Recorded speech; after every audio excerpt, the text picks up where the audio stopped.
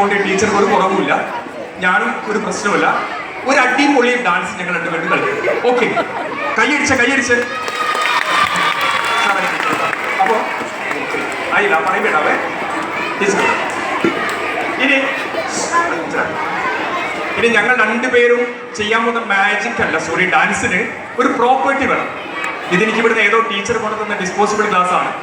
അപ്പൊ എന്താ ചെയ്യുന്നറിയോ, ഞാൻ എൻ്റെ +2 ക്ലാസ്സിൽ ചെയ്യാറുള്ള ഒരു ടെക്നിക് കൂടിയാണ്. പരീക്ഷ എടുക്കുമ്പോൾ മക്കളെ യൂസ് ദ കോൺസെൻട്രേഷൻ.